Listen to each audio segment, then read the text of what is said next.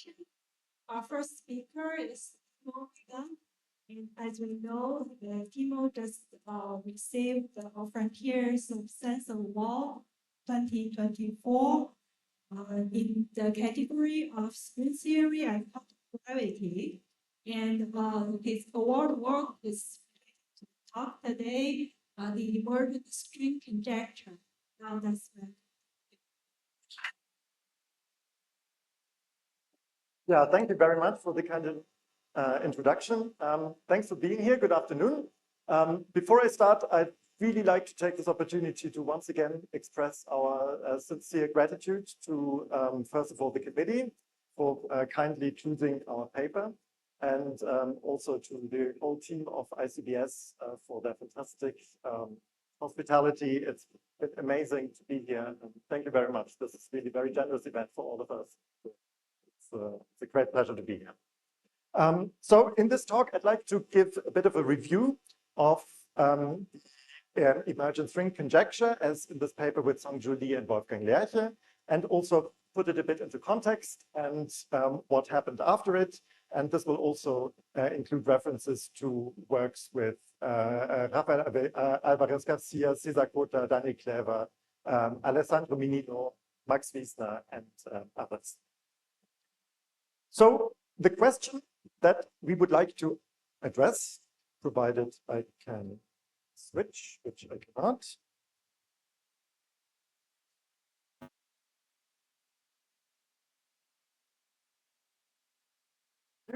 The question we'd like to address is motivated by the overarching, maybe a bit too ambitious goal of trying to understand which types of quantum gravity theories are possible. And if this is too ambitious, then it's probably wise to take first a step back and ask the question in a more constrained context: what quantum gravity theories are possible asymptotically at parametrically weak coupling? And the conjecture we would like to offer to answer this question is that in quantum gravity theories, one encounters universal, or precisely almost universal behavior out in the moduli space, asymptotically towards the boundary of moduli space, and in particular at weak coupling. And from now on, I will be exclusively talking about quantum gravity theories in 4 or higher dimensions. So the specialities of 2- and 3-dimensional theories I'm not going to comment on, and in theories that are asymptotically flat. So I'm going to be concerned with Einstein gravity as opposed to non-Einstein theories in ADS.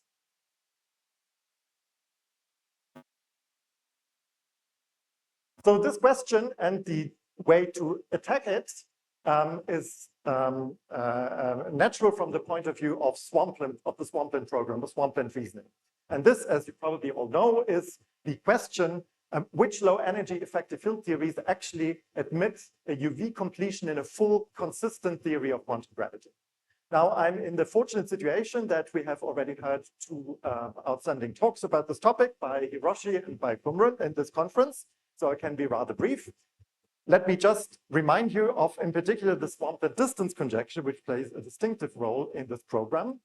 It states that if a theory of quantum gravity has a non-trivial moduli space, then this moduli space is non-compact. It has infinite directions, infinite in the usual metric that is induced by the kinetic terms of the scalar manifold. And this is the important point now, at infinite distance in the moduli space, far out, the original effective theory necessarily breaks down. It breaks down because an infinite tower of weakly coupled states become light. So there are infinitely many states whose mass goes down to 0. The mass goes down to 0 in units of the Planck scale, and it goes down at an exponential rate, exponentially in the distance in moduli space, measured with the usual kinetic term metric, at a rate alpha that is a priori undetermined. So that's the statement. As you go far out towards the boundaries of moduli space, your effective field theory breaks down because the tower of states becomes light.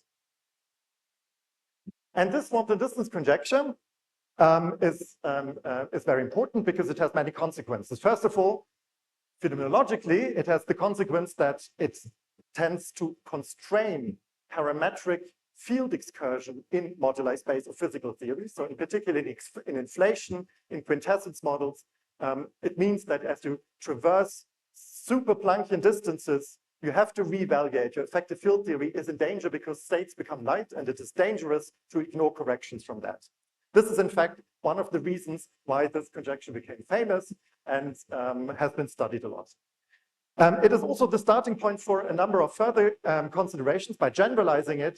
For example, the idea that out in moduli space, you should not have stable de Sitter vacua is essentially a consequence of these towers coming down. The idea that if you extrapolate this not only to a family of not only to a moduli space, but also to a family of vacua, for example, of changing cosmological constant, if you encounter such a tower, is related to the Swampland distance conjecture. It is possible to try to prove this in top-down approaches in string theory, and what makes connection with beautiful ideas in asymptotic geometry of moduli spaces. And the Swampland distance conjecture also has a polygraphically dual version known as the CFT distance conjecture. And we heard a lot about this by Hiroshi in his talk, and this is a nice place also to make content with ideas in holography and ADS CFT. So this is a very rich subject. What the Swampland distance conjecture does not tell us is what the limit it is that we encounter at infinite distance. And this is, in fact, what the emergent string conjecture tries to address. Namely, the remaining questions are, what is the nature of the asymptotic gravity theory towards the boundary? Is it a known theory? Is it a completely new theory, a exotic theory, like something that happens at degenerations inside the moduli space, where strong coupling you get non-Lagrangian field theories? Or do we encounter theories that we already know? Relatedly, what is the nature of the asymptotic tower? So we see particles becoming light, but what are they? Where do they come from? Why are they there? And what is their interpretation, maybe in a new duality frame? And finally, if we want to make quantitative statements, in particular, for example, in the context of inflation, then what is the exponential decay? What is this parameter alpha in here? Is it constrained? If alpha were a very large number, then this wouldn't be very meaningful. So can we make constraints about alpha? These are some of the questions that remain to be answered. And the emergent string conjecture tries to address these as follows. So let me first give the statement. So suppose we consider a quantum gravity theory in at least 4 dimensions, asymptotically flat, so Einstein gravity. Then the claim is the following. Every infinite distance limit, if it exists, is of one of 2 types. There are only 2 types of such infinite distance limits. Either it is a decompactification limit or a so-called emergent string limit. Decompactification limit means that asymptotically one or several space-time dimensions open up and decompactify. And this is equivalent to saying that the leading tower, the tower that becomes light at the parametrically fastest rate, has an interpretation as Kaluza-Klein modes, possibly up to duality. So these need not be the supergravity modes that we see, but they can be other types. They can be rapid states, rapid branes also in string theory. We'll see this in a second, but they have an interpretation as KK modes. They behave like KK modes, and hence the asymptotic theory is effectively one that decompactifies something higher. And the hallmark of this is that we get a tower whose mass at level n, and the level of the tower state, is proportional to n itself in terms of the KK. If, in terms of a mass scale, we would then interpret as the KK scale. And furthermore, we have a polynomial in n at best scaling of the degeneracy. The other possibility would be that of an emergent string limit. This means that at infinite distance, a unique critical string becomes light, so its tension becomes asymptotically 0, measured with respect to the original Planck scale. And the leading tower that we get, first of all, consists of the excitations of this asymptotically light, critical, and hence also asymptotically weakly coupled string, together with KK modes at the same parametric scale, unless we are in their dimensions. So the string tower in this case is a tower whose mass squared is proportional to n at excitation level. So this is one way how to distinguish these 2 types of scaling behaviors, and or more precisely, these 2 types of scaling behaviors distinguish the nature of the tower. That is the statement. So in the rest of the talk, I would like to first give evidence and then talk about the consequences and applications. And the evidence I'd like to offer is mostly going to be top-down evidence, and we will be making contact with geometry, as I think is appropriate for this meeting, and of course heavily be using also the concept of dualities. And I will also rather briefly mention, or rather only cite, also bottom-up ideas to derive these ideas without having to start from quantum gravity theory to begin with at the end of this first one. Okay, so we would like to check this conjecture, or we would like to prove it in a certain context of a well-defined quantum field, of a well-defined quantum gravity theory. And of course, we do not want to put in string theory already. And the simplest context, therefore, in which we should start working would be in a theory that is not a string theory, but for which we believe that it's a consistent quantum gravity theory, so M theory. And in fact, one could now look at various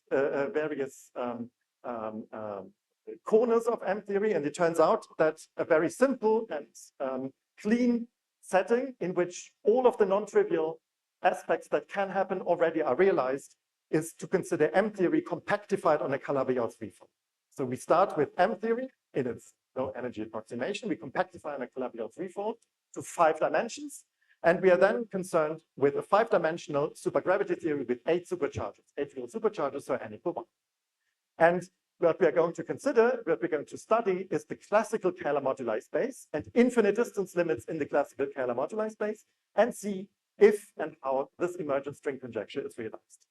So the classical Kähler moduli space we can think of as the moduli space of volumes of curves. So of course we have a Kähler form which we can expand in terms of its generators, and the T alpha, these are then the moduli, the classical Kähler moduli. They are given, or they parameterize the volumes of suitable curves on this internal Calabi-Yau space. And now in a slight simplification, one can say that the infinite distance limits arise if one or several of the classical Kähler parameters go to infinity.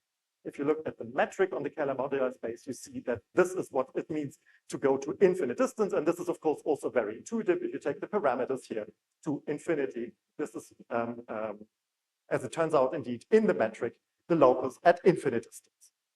So what happens? If you scale up some volumes in a generic Calabi-Yau 3, first of all, the whole Calabi-Yau 3 will become of infinite volume. This is clear because the Kähler form will occur here to third power. So this is clearly a decompactification limit. So the simplest, the most trivial example of the emergent string conjecture would be realized. We have a decompactification. This is clearly not very interesting. So in order to ignore this trivial instance, so to speak, we now rescale. Suppose the total volume goes to infinity, then we rescale our Kähler form such that the volume stays constant and see if extra on top of that limits are possible.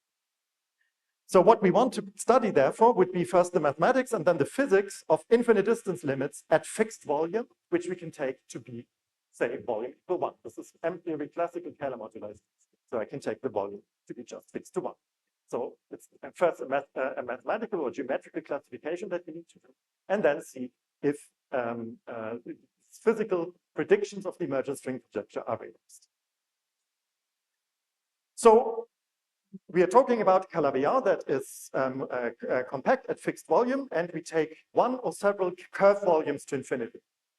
In order for the total volume to stay finite, clearly there must be an anisotropic structure, something that some cycle becomes very large and the orthogonal cycle, quote unquote, becomes very small, so that the total volume stays finite. And indeed, this is precisely what you get as the result of a systematic geometric classification. I'm not going to now say much about the proof that underlies this, but this is a careful classification of the resulting Kähler geometry, and it heavily uses Ogiso's theorem. And its result is that this intuition of the anisotropy is indeed confirmed. More precisely, one can make the following precise statement. In every finite volume infinite distance limit, in which in the classical Kähler moduli space, there exists a unique fiber that shrinks at the fastest rate. So in other words, such an infinite distance limit I can only take if my Calabi-Yau threefold admits a fibration, and the fiber shrinks while the base of the fibration goes to infinite volume so that the total volume stays finite. And the non-trivial part is that there exists a unique fiber shrinking at the fastest rate in a certain sense. And the fiber that can occur is one of two types. It can either be a torus fiber, so the Calabi-Yau has to admit elliptic or more general genus 1 vibration, such that the volume of the fiber goes to 0 and the one of the base goes to infinity, so that the total volume stays finite. And the parameter lambda just tells me the rate at which these volumes go to 0 or infinity, respectively.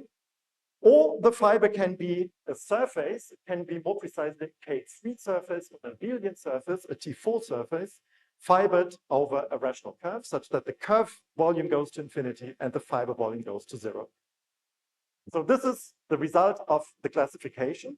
So the first message here is that the special structure of vibrations is in fact everything that can happen at infinite distance of the classical scalar moduli space, except for the trivial solution where just everything is scalable.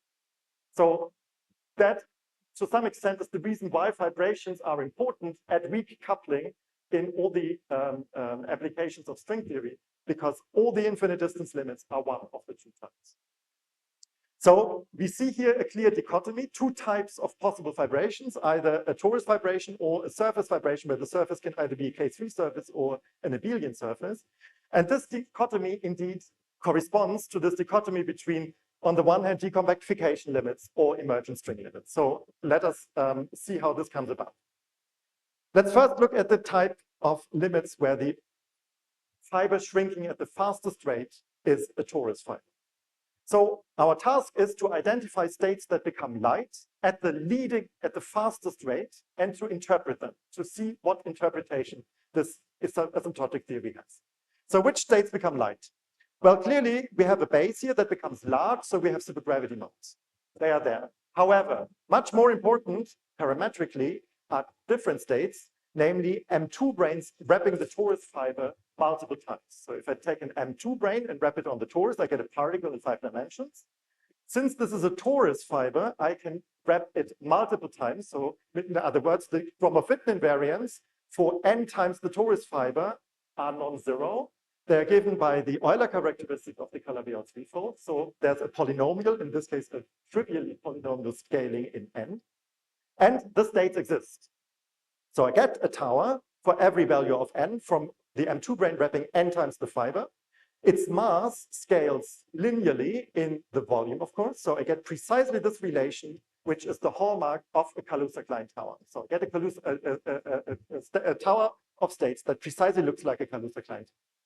And indeed, the asymptotic limit of the theory, therefore, corresponds to the decompactification to 5 to 6 dimensions. And clearly, you all have a déjà vu because we all know exactly this type of limit. This is per se nothing new. This is nothing but the well-known F theory limit of F theory in the sense pioneered by Waffer and Witten in 96. So we recover this as one of the two possible types of infinite distance limits. And we see here, I'd like to stress, it's a decompactification limit, but not in a trivial sense, not in the sense that we simply have a large cycle and we get supergravity modes from there. The nature of the Kaluza-Klein tower comes from wrapped branes, and we have to take the leading tower, and it's this one, and check its behavior, and we see that nonetheless, in a dual sense, we find a decompactification.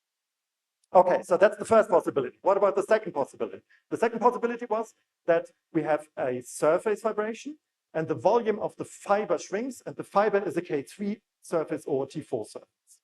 So which states become light now? There are several states that become light, and the most important ones are the following. I take an M5 brane and wrap it on the surface.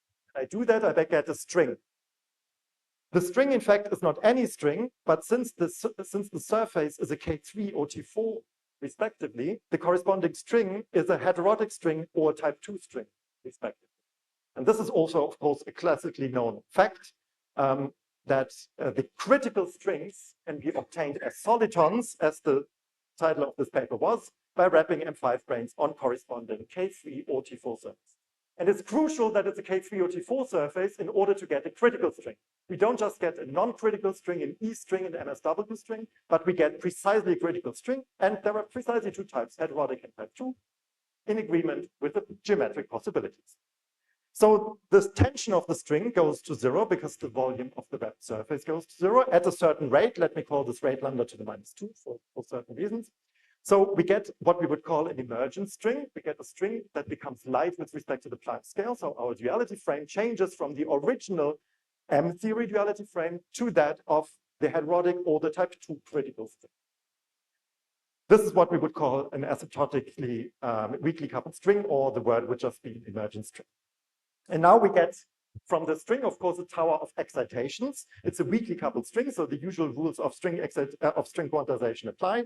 And we get a tower whose mass squared is proportional at the level n to n times the tension. That's what you expect for a tower of strings. But this tower does not come alone. There are also states that arise at the same mass level, but with a different scaling between m squared and the level. Namely, there are also Kaluza-Klein towers. First, directly the Kaluza-Klein towers from the large base P1. Their mass also goes like, their mass squared also goes like lambda squared to the -1. So they sit at the same mass scale. And furthermore, we can again also wrap M2 branes, of course, in the fiber.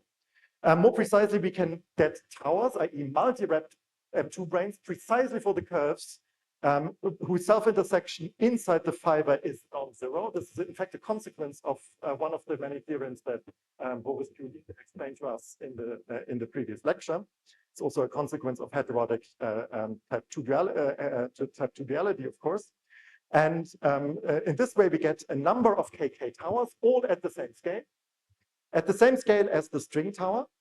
So how do we interpret this? We interpret this as the duality changing to that of a string theory, where the string excitations come together with a certain KK tower from a compact dimension. So this is not a decompactification limit. We stay in the same number of dimensions. The reason being that the KK tower is exactly at the same scale as the string tower. So we should view this dually as some compactification to 5 dimensions of the hadronic or type 2 string respectively with order 1 volumes. So even though a KK tower arises, there's no decompactification. So this is, and again, this is of course precisely string duality reloaded. It's an application of what has been known here, but it shows that one has to be very careful in the interpretation of the various towers. Just because a cycle becomes large, this does not mean that we decompactify if the KK tower is accompanied also by a string tower, as is the case here. Okay, so these are the two essentially possibilities that can occur.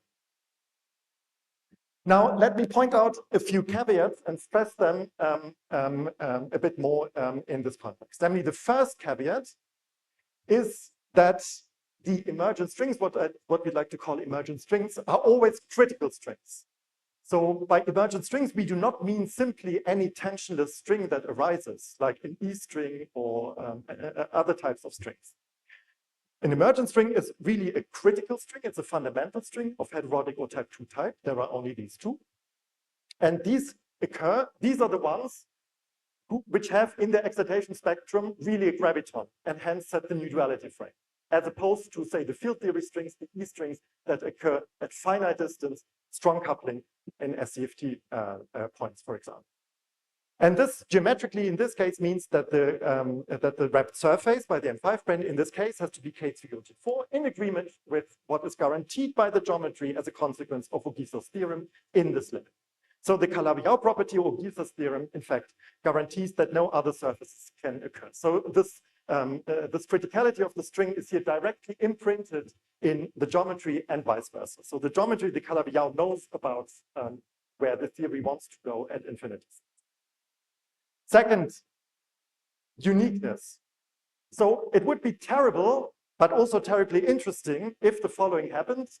Could it happen that two critical strings become light at the same rate? Could it be that there are two hadronic strings that become light, or a hadronic string and a type 2 string, each coming with its own graviton because they both become light? Could this be the fate of the theory at infinite distance? This would be amazing, because then we would get a completely new theory, maybe with two gravitons. The theory would be confused. But the content of the emergent string conjecture is that this can never happen. So in that sense, such crazy new non-perturbative theories can never occur on the boundary of the moduli space. So how can we see this in the present context?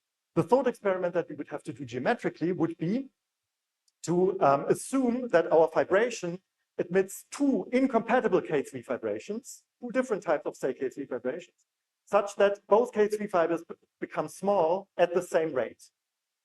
At first, you could think that this is never possible, but of course it is. You can have a Calabi-Yau can have various incompatible vibrations, and in particular, you could also take limits classically, where they both become, the fibers become small at the same rate. This does exist. But in this case, one can prove rigorously, and this is somewhat more non-trivial, that whenever this happens, the Calabi-Yau also has a third vibration, necessarily also admits a T2 vibration. The T2 fiber also becomes small, and it becomes small much faster.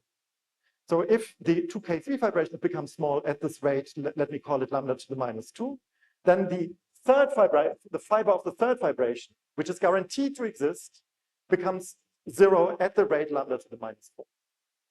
And this means that on top of the two type of strings that I get from my two vibrations, there's also a KK tower, and the KK tower is much lighter. The KK tower beats the vanishing rate of the two string towers.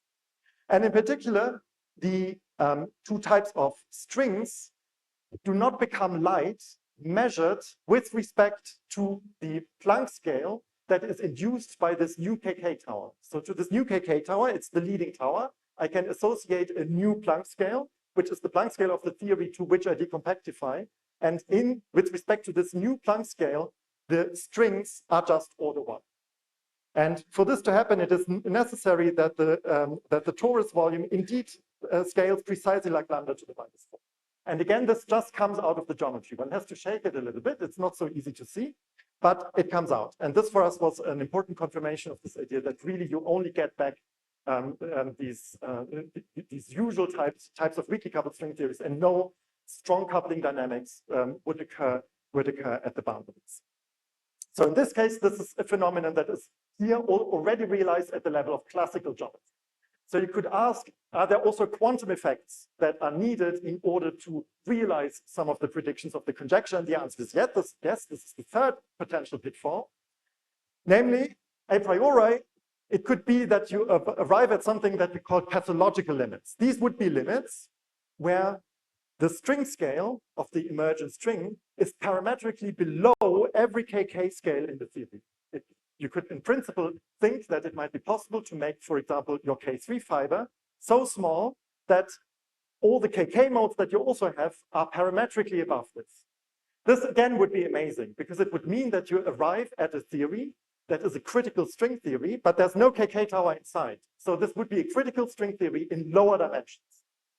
Proper 5-dimensional heterotic string theory without any side of KK towers. But again, this cannot happen. That's the point of the conjecture. It cannot happen. Now let's check what it takes to prevent it. Well, classical geometry is not enough anymore. In classical geometry, such situations are possible. Such classical limits can occur. However, as it turns out, in the known examples so far, quantum corrections always shield precisely this problematic regime. And they become important, and they, at the very least, make the analysis invalid. And in some cases, one is even able to show that these points in moduli space, in classical moduli space, are not part of the quantum moduli space. In the current setup, a classical limit that would be problematic could be the following. Suppose we overlay two types of limits. First, I take the limit where I take the volume of the Calabi-Yau to 0, something that I did discuss before.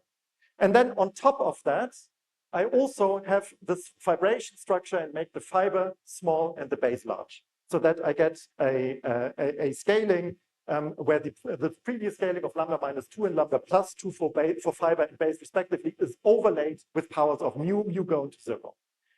In this classical limit, it's easy to generate situations where your string tower is parametrically below the KK tower.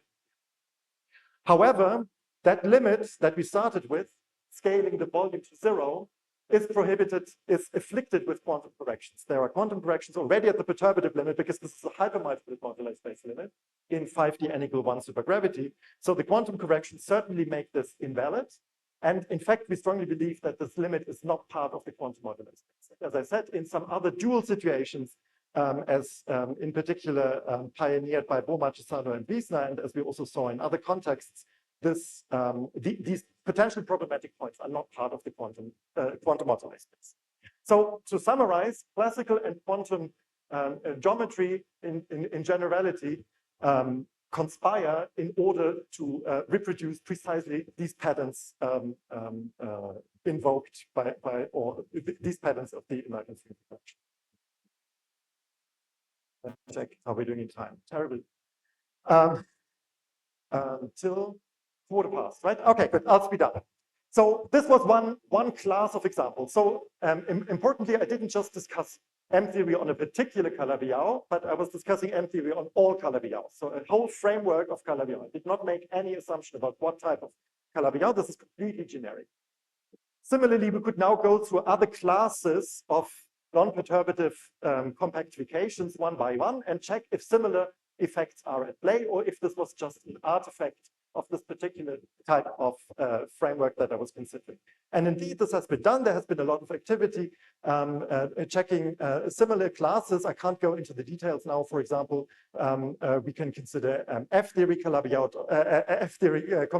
to 6 dimensions or to 4 dimensions, which is particularly interesting because it has only n equal 1 supersymmetry. And one finds a similar, but technically a bit different picture. Again, apart from the usual compactification limit in the Kähler moduli space, the base of this vibration, in this case, the base, for example, of the Calabi-Yau fourfold, exhibits various types of vibrations, and the solitons that you have, in this case, 3 branes wrapped on the vanishing fibers, precisely reproduce the possible types of emergent string limits, type 2 or heterotic. And particularly interesting is also the case of M theory compactified to 4 dimensions on G2 manifolds. Feng-Jun Zhu studied the case of TCS manifolds, and also here the quantum corrections and the pathological limits are very important to analyze. This is also a very nice paper to read. They have 40 n equal 1. Yes, no chiral matter, exactly. So they behave exactly, no chiral matter, but still 40 n. Thank you. So next criticism, you said we could say, okay, good, this was all Kähler moduli. Okay, of course, when you make things large, you decompactify. Well, this is already wrong, as we discussed, because the KK modes do not come from the supergravity modes on large cycles, as we discussed in the context of the elliptic vibration. But nonetheless, the next challenge would be to study this in the complex structure moduli space. And indeed, this is still far less understood.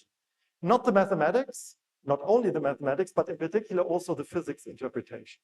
So in this work, which also includes ongoing work, we look at a particular type of complex structure degenerations, namely those in F theory, which leave the complex structure of the base invariants. We also think of them as non-perturbative versions of open string moduli, so to speak, in quote unquote. I mean, because we know the statement is not completely precise, but that would be the intuition.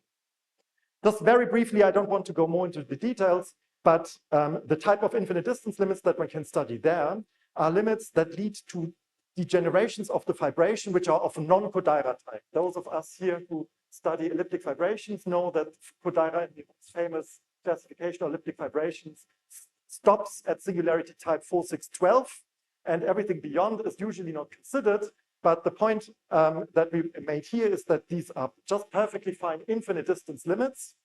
And you can study these. In fact, in mathematics, these are known to give rise to stable degenerations.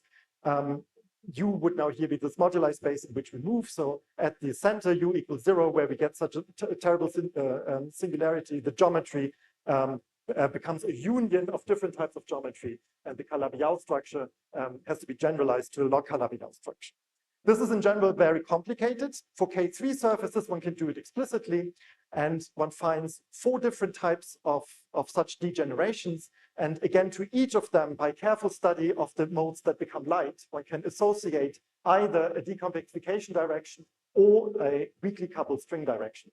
So again, even though this geometry at first sight looks extremely counterintuitive, upon use of string dualities and using input from from this classification of, in this case, elliptic Kulikov models, one can show that the emergent string conjecture is satisfied. Okay, so the evidence I presented so far is top-down evidence in the sense that I start with, say, an M theory or an F theory, use geometric input or classify the geometries, and then check the asymptotic physics. It would be extremely nice and important to also give bottom-up arguments for the classification of towers as either KK towers or weak string towers. And indeed, recently, I think very interesting advances have been made here, which I would like just to bring to your attention. So recent arguments have been able to constrain the nature of towers that can become light in a consistent quantum gravity theory. Weakly coupled towers, that's the important point, using different arguments, either what these authors call species entropy by Basile, Lust-Montella, or aspects of S-matrix and black hole thermodynamics by Vitroya, Mishra, and Wiesel. And one way or another, both these papers argue that the possible weakly coupled towers that can occur using certain input from either of these types of considerations are either KK-like, this both papers find, or towers with an exponential degeneracy. Of course, an exponential degeneracy would be the hallmark or an important property of a string tower. It's not yet a full proof that this is a critical string in any sense, but they already got a dichotomy of this type, and I think it will be very important and interesting to consider this further and see if one can make the classification even more stringent. Okay, so this concludes the first part where I wanted to talk about the evidence. And now in the few minutes, I will discuss a few of the consequences. And first, I'd like to discuss the no membrane limit corollary. Then I'll discuss the weak gravity conjecture. So my statement is that the weak gravity conjecture is a consequence of the emergent string conjecture. This would be the provocative way of phrasing it. Provocative and also not quite correct, but correct in a certain limit. The dark dimension scenario that we heard about, and then the bound on this exponential decay rate that we need for making contact with, say, cosmology. All of these, I think, follow from the statement of the emergent string conjecture. So first of all, the no membrane limit. So the idea was, what can happen at infinite distance? Either you get a KK tower, so particles become light, or you get a string, strings become light. The natural question is, can also higher dimensional objects become light? Could also they define the new duality frame? So clearly higher dimensional objects become light, but the claim is that they will never define the duality frame. This is implied by the emergent string conjecture, and one can make it even more precise. There can be no infinite distance limit in which the scale of a so-called critical, for example, now membrane, becomes parametrically leading. What do I mean by a critical membrane? A critical membrane would be a membrane whose circle reduction would give rise to a critical string. So a 2 + 1 dimensional object, which if put on a circle, gives rise to a string, like in M theory, of course, from 11 to 10 dimensions. This can happen also in lower dimensions for solitons, and these I would call critical membranes, just by definition. And one can show the following. If in an infinite distance limit, such a critical membrane becomes light at a certain rate with respect to the Planck scale, then the KK scale beats it. The KK scale lies below this by one factor of mu, if mu squared was the vanishing rate here. This one can argue for generally by starting from the emergent string conjecture and requiring absence of pathological limits. So the idea is that if this relation is violated and I put the theory on a circle, then I get a limit where the string is lighter than the KK tower, which is not allowed. So this means that if you go conversely upwards and promote the string to a membrane, then in the higher dimensions, it has to go to zero at a much smaller rate than the KK tower. So the membrane and also the higher dimensional branes are never leading and never set the duality frame in that sense. And again, one can also check this geometrically in limits where, for example, membranes arise as M5 branes wrapped on vanishing 3 cycles. This can happen at infinite distance limits of complex structure moduli according to the SYZ picture. And we analyzed this in the paper and argued that indeed, and saw explicitly that this relation indeed occurs. Good. Second application, and now this is a real application, the weak gravity conjecture. So the weak gravity conjecture is probably, apart from the no global symmetry conjecture, the most famous Swampland conjecture. It is, as you all know, the statement that in every quantum gravity theory that also has a gauge sector, there should exist at least some state whose charge to mass ratio is bigger than the charge to mass ratio of every extremal black hole in the theory.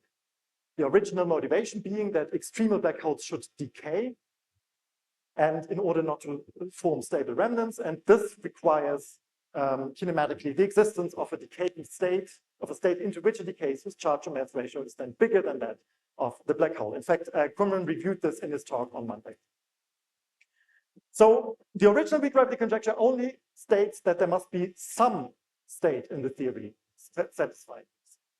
Now, if again you put the weak gravity conjecture on a circle and require consistency, then Heidenreich, Ries, Rodelius showed and argued that consistency and the circle reduction requires a tower of super extremal states. So not only do you have one state satisfying the weak gravity conjecture, but you need infinitely many. This you can argue for.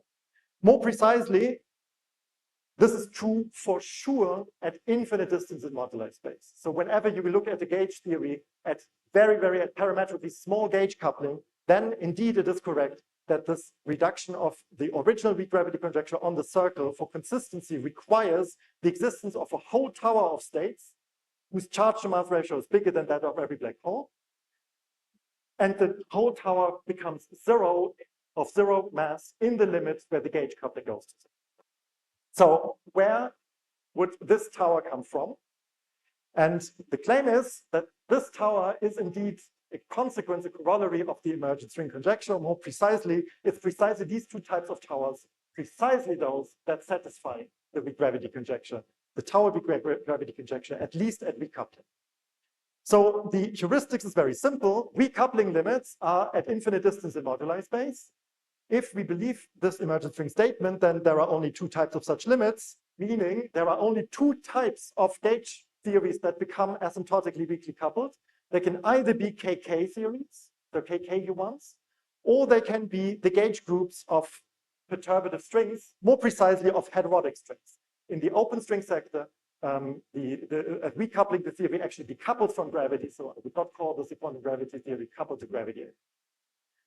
And indeed, one can now check and show that both types of gauge theories, and in particular the heterotic one, simply exhibits a super extremal tower. For the heterotic string, this was already discussed in the original paper on the gravity conjecture in 2006.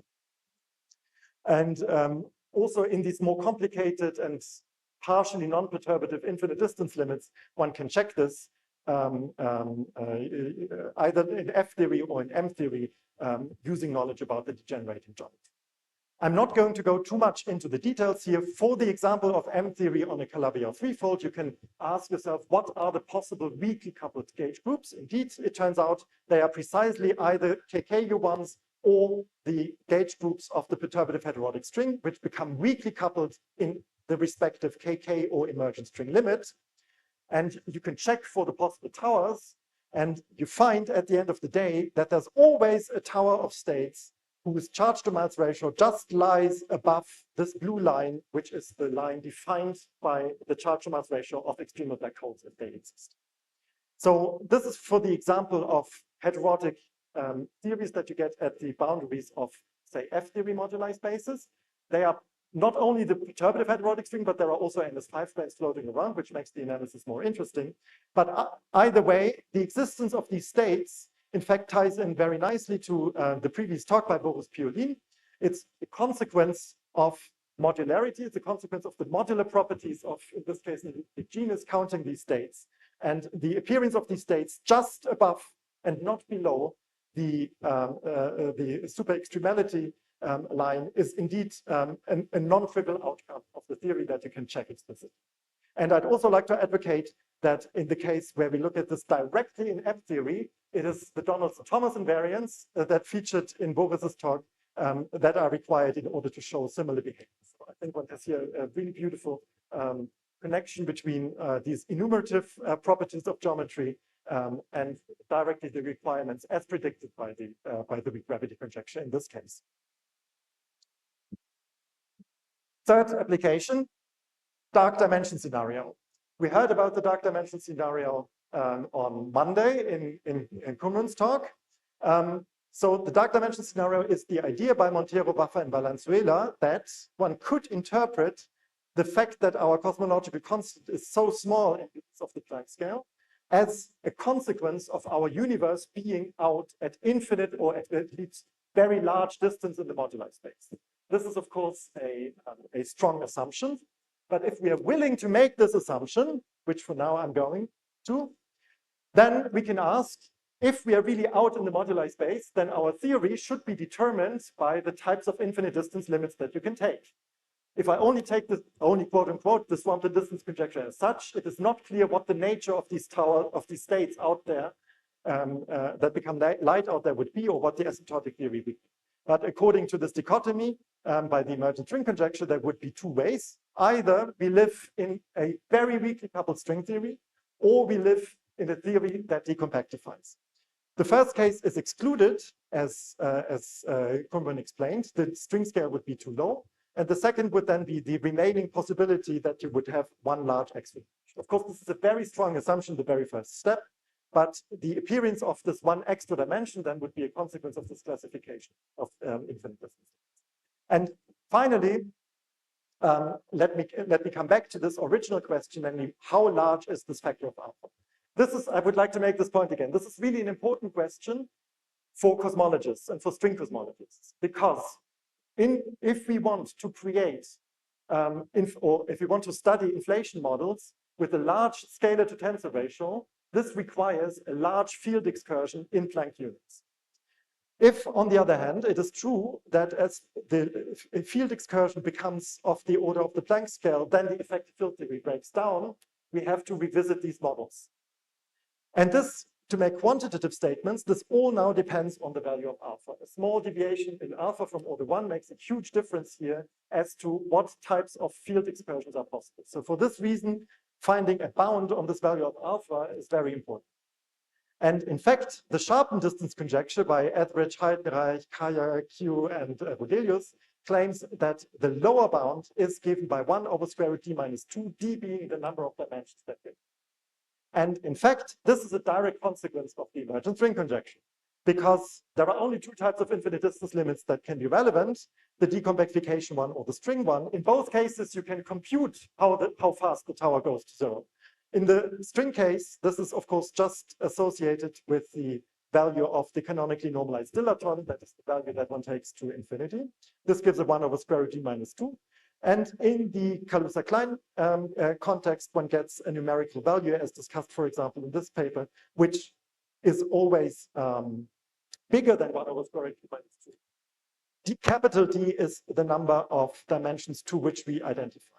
So either way, alpha must be bigger than 1 over square root d minus 2.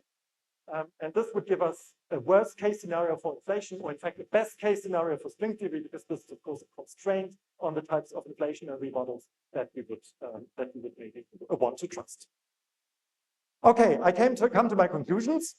I advertised the emergent string conjecture as a way, of course, a hypothetical argument to constrain asymptotic boundaries of quantum gravity in asymptotically flat quantum gravity theories. The statement is that the theory either decompactifies or becomes a weakly coupled critical string. So a string emerges, even if we started with a gravity theory that was not a string theory in the bulk of quantum space. I think there is by now overwhelming evidence coming from M theory, from F theory, or from the weakly coupled type 2 versions. And the statements are imprinted in a beautiful way in the classical and quantum geometry. And by the way, this way we can also turn tables round. If we want to be brave, we can this way also make predictions for geometry. Of course, starting from very strong assumptions in physics, but this is really something that can be beneficial to go in both directions. It's a strong statement to the extent that it has many consequences. In particular, it implies the asymptotic weak gravity conjecture as a corollary, and it also gives us bounds on the exponential decay rates in asymptotic regions of moduli space. There's, however, much left to do. For example, it is, I think, urgent to understand better the complex structure moduli spaces. I only discussed this very briefly. This is mathematically quite challenging, and this requires more work. So there's ongoing work here. It would be very important to better understand and to improve and even improve and complete these beautiful bottom-up arguments in these papers. And third, it is also interesting now to ask what is the version of this conjecture in ADS-based, in ADS gravity, theories that are not asymptotically weakly coupled when you also, let's say, for example, for non-Einstein theories. This, of course, would give rise to a very interesting classification program, and there's work going on already. I'm sure we did. Thank you very much.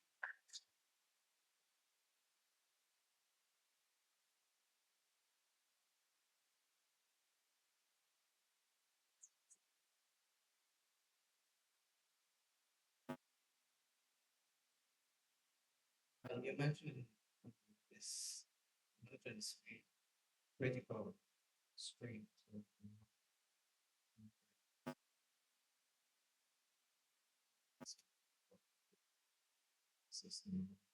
Okay, very good.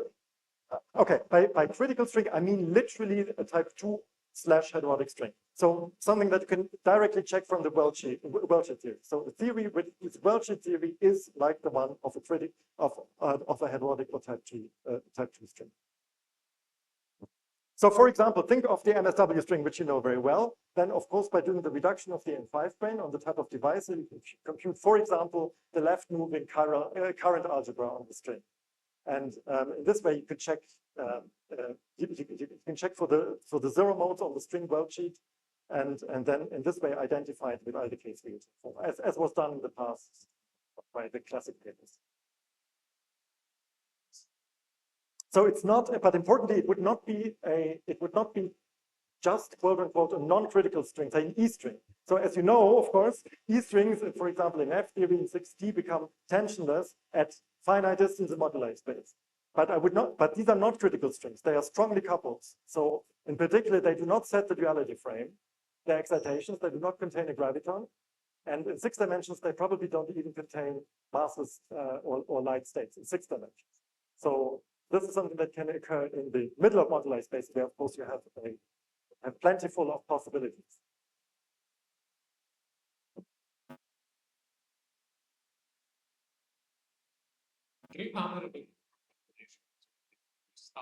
Yes, very good.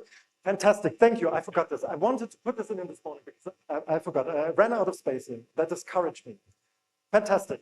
So Hiroshi checked the CFT version of the Swampland distance conjecture for 2-dimensional CFTs. And beautifully, he found that at infinite distance, you always find decompactification limits. Namely, your theory becomes a product or maybe a semi-direct product of a flat space CFT with some internal sector. So one or several directions essentially decompactify. And he found a KKU1, this del J, who's this current that he was analyzing is precisely the KKU1 that we've been talking about. So this would be another piece of evidence in favor of the conjecture for 2-dimensional CFTs. Perfect. Because very good. Because in 2 dimensions, so the dual would be in ADS3, right? If I think of, and in ADS3, the conjecture does not hold in this way. It need not. This is precisely the difference between asymptotically flat and not asymptotically flat.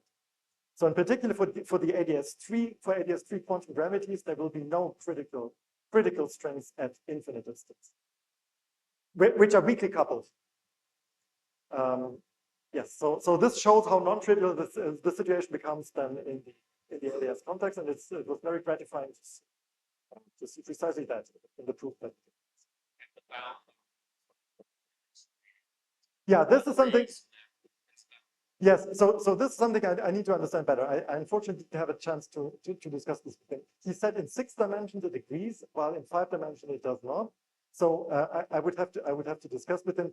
I'm not sure if this is a consequence maybe of the fact that he's also then the dual will also be in ADS or not. So I'd be curious to see. That would be my speculation. But indeed, so at face value we should, if at all, trust what I said in the flat context. There can be modifications in ADS, but I think they will be more of a qualitative type. More of a quantitative type. So I would guess that there will still be critical strings, but they might be more complicated. And indeed, let me advertise this work to appear by Calderon and Fanta. I think they both talked about this already publicly, so it's okay to refer to it before it appears, and they will discuss this.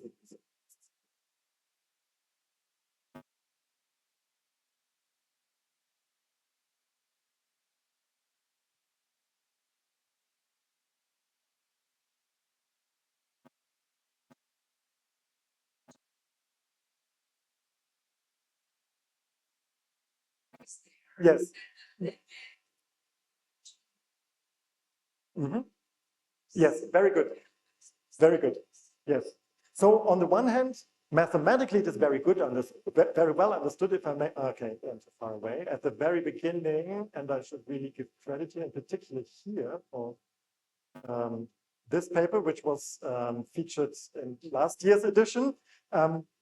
They and many papers that followed studied the asymptotics of the complex structure moduli space of Calabi-Yau's, making contact with the beautiful mathematics of asymptotic Hodge structures. So from that point of view, this is all very well understood, but the interpretation of the limits, I think, is more challenging here. I do think that you will get exactly the same because you have to, because there's mirror symmetry. Type 2 on Calabi-Yau, there's mirror symmetry will guarantee it. Yes, yes. So therefore, I'm not worried, but I'm interested to see how it works explicitly. And there are some ideas how to do it, but it still needs to be worked on.